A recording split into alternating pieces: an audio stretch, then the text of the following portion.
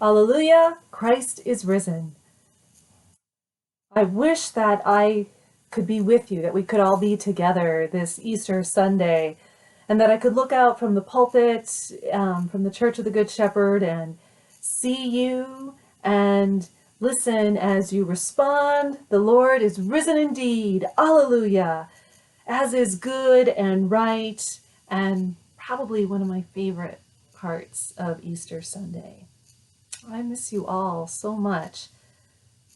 And it seems a little awkward to proclaim Christ is risen without hearing your response. It also feels a little lonely, even though I am here at home sheltering with my family and my pets. And that's okay. It's okay to acknowledge how different this Easter Sunday feels, especially because we all can't be together in person to worship and celebrate Christ's resurrection. And that difference might make today feel awkward, maybe a little confusing, not unlike that very first Easter morning when even Jesus didn't go to church. Every Easter, we read from John's Gospel how Mary Magdalene went to the tomb where Jesus was buried very early in the morning, so early that it was still dark. Now, in John's Gospel, this is no small detail, and it can and probably does have multiple meanings. Now, it could mean that it was literally dark because it was so early that the sun wasn't out yet. The author of John's Gospel might also be referring to human ignorance or lack of understanding, lack of faith and belief. As earlier in John's Gospel, the author implied those meanings when the Pharisee Nicodemus came to see Jesus under the cover of darkness, and in the very beginning of John's Gospel, when the author wrote about light and darkness and how the darkness did not prevail over the light. Darkness in today's Gospel might also be symbolic of the sorrow, confusion, and grief Mary and the other disciples were feeling after Jesus' death and burial. Maybe the darkness in today's Gospel means all of the above. In the darkness of despair, sorrow, confusion, fear, chaos, and loss. In the early morning hours before sunrise, Mary Magdalene went to the tomb where the body of Jesus had been buried. When she arrived, despite the darkness, she was able to see the stone that had been rolled over the opening of the tomb only a few days before had been moved. The tomb was open, but she didn't look inside, not yet. This wasn't what she had expected to see, and perhaps it felt like, a kick in the stomach or a slap in the face after watching Jesus suffer an unjust trial, a humiliating and excruciatingly painful death, and burial provided by the generosity of two of his secret followers. So instead of investigating the open tomb herself, Mary ran away from it and ran to find her friends and fellow disciples to share her discovery with them. In so doing, Mary did one of the most natural things in the world. When faced with upsetting events, she reached out to someone that she knows and could trust to help her figure it out, or maybe just to share the news with them.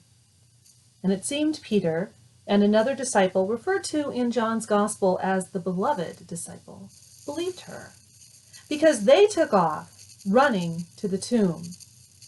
The author of John's Gospel describes their race in great detail, how they were running neck and neck until the beloved disciple broke away and got to the tomb first. And I wonder if they knew it was a race. Mary didn't appear to, because they seemed to have left her behind. And of course, the beloved disciple won because he got there first, but we heard in the Gospel that he didn't go into the tomb until after Peter had got there and gone in first. Maybe he waited because tombs in the time of Jesus were not very large or grand.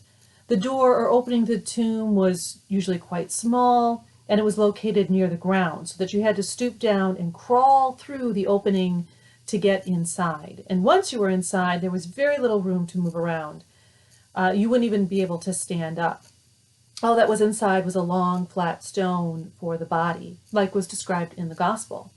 So it was probably pretty crowded in there when Peter and the beloved disciple went inside.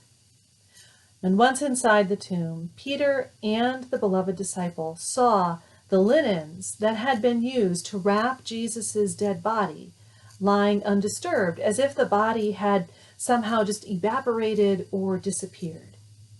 Now this means that it was highly unlikely anyone stole Jesus' body. Although grave robbing was common enough to be a real concern at the time, no grave robber would first unwrap a dead body and then lay the linen pieces back as if they were still wrapped around the body. So after that all-important seeming race to the tomb, the only thing that Peter saw inside were the linens lying there, no longer needed. The beloved disciple noticed those same linens, and he believed. Now, I'm not sure what he believed because the author doesn't say. Maybe he believed what Mary said, that the body was just gone, that it had been moved. Maybe he believed Jesus was raised. We're just not told. And after that revelation, both disciples went back to where they had come from, without, it seems, a word to Mary. We aren't told when she came back to the tomb, only that she was there after Peter and the beloved disciple left, and that she was weeping. And it's no wonder. She was the one who had walked to the tomb in the dark hours of early morning. She had discovered the open tomb and ran to get her friends who left her behind and didn't bother to tell her what they saw. She lost the race to the tomb and had no idea what was going on. It was then that she bent down and didn't crawl into the tomb. She instead just looked inside, and she saw something very different than what Peter and the beloved disciple had seen. Mary didn't see empty linens. Mary saw angels, 2 of them, one sitting on each side of that stone ledge where Jesus' body had been. We might wonder why the 2 disciples who had been in such a hurry to get to that tomb never saw the angels. Oscar Romero might explain it by saying, "There are many things that can be seen only through eyes that have cried." Perhaps what Peter and the beloved disciple saw was simply emptiness, an empty tomb, empty linens. They did not seem to see Mary's sorrow or her suffering, having left her behind in their competitive enthusiasm. But the angels saw. The angels saw Mary, and they saw her suffering. They saw her tears, and that's why they asked why she was weeping. Often this question gets interpreted to mean that Mary should have been shouting alleluias like we all usually do on Easter Sunday, and the angels were chastising her for not feeling the correct emotion for the day. But I don't think that's the case. Mary's weeping was perhaps the result of a tumult of feelings, everything from confusion to fear, love, sorrow, grief, and loss. After all, she answered the angels by saying that her Lord had been taken away and she didn't know where he was. Perhaps the angels weren't trying to tell her to feel something different. Maybe the angels asked their question to acknowledge her and her feelings. Maybe angels are sent to be with us when our friends can't be, especially when we feel confused or frightened or are grieving. And as Mary turned from the angels, she was met by someone else who acknowledged her and acknowledged her feelings by asking her the same question, "Why are you weeping?" And again, she told of her pain of loss. And anyone who has suffered loss can certainly understand Mary's pain that dark morning.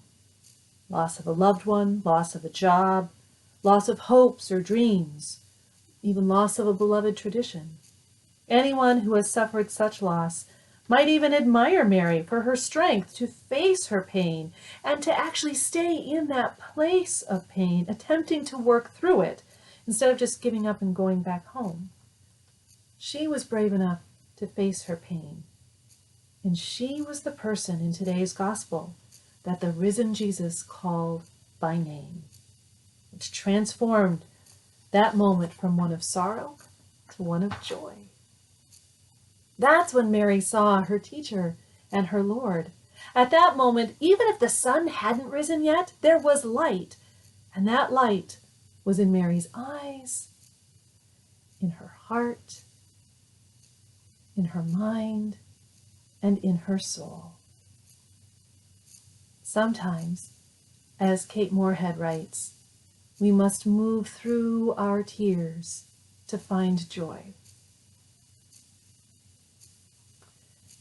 In this time of pandemic, when we are hearing so much confusing news every day about the COVID-19 virus, and new information comes out telling us everything from higher numbers of people infected with the virus to the people dying from the virus. This time when we're not permitted to meet together in person to worship or hold meetings or even have a cup of coffee together at Crossroads Cafe.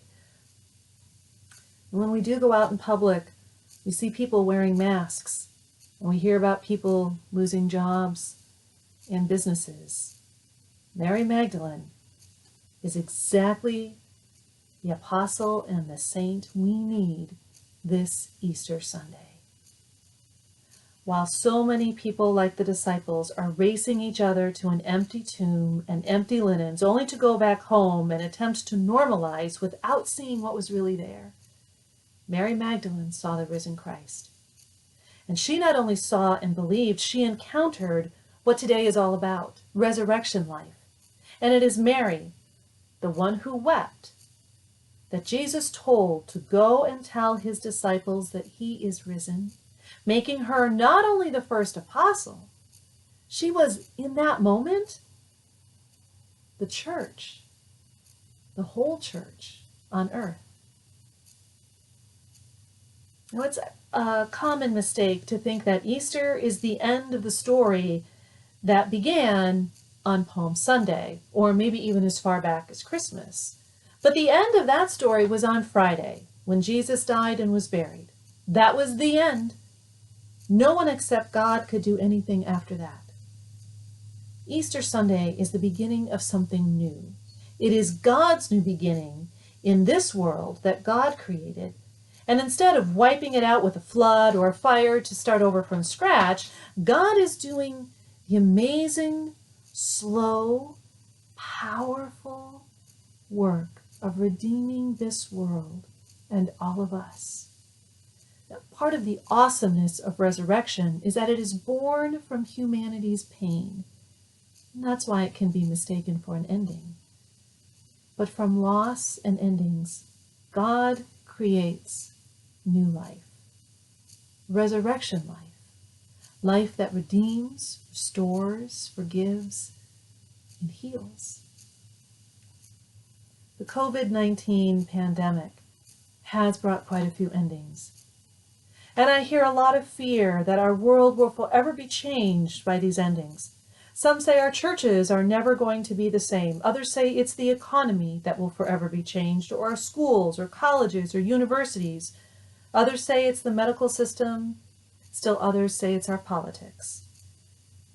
That's why there are so many people racing to put everything from church services to classes to restaurant menus to store catalogs online. And we're told that if we don't have Zoom or some other video communication platform in place right away, we will lose what congregation or customers or students or friends we had. They will all wander off to much better produced live Facebook feeds. But isn't that just racing towards an empty tomb? Isn't that neglecting to see resurrection life? Maybe this pandemic can teach us that there are some things that do need to end. And we need to make space to grieve those losses. But maybe this is also an opportunity to see more than what was, and turn our tear-stained faces away from empty tombs and empty linens toward that resurrection life that's calling our name. Maybe we can emerge from this time that feels like an ending with renewed conviction to care for each other better, to value community more than we have, and to recognize the value in public rituals like worship, and to see all people, regardless of race, age, gender, color, socioeconomic status, education, or even the mistakes or failures we make, as all equally beloved children of God. Maybe this is a chance to participate in the resurrection work of God and make the world better than it is, even better than it was. Today, Mary Magdalene shows us that while we may see so much that makes us weep, it is through those eyes that have cried that we will see the risen Christ. Hear him call our name, and in that find what we need to go where he tells us to go and show the world resurrection life. Hallelujah. Thank you so much for watching and listening to the end. For those of you who don't know me, I am the Reverend Deborah Woolsey. I'm the Rector of Church of the Good Shepherd in Athens, Ohio. For those who do know me and who usually come to church on Easter Sunday, I miss you and I look forward to the day when we will gather again. Certainly that will be a day of Alleluia.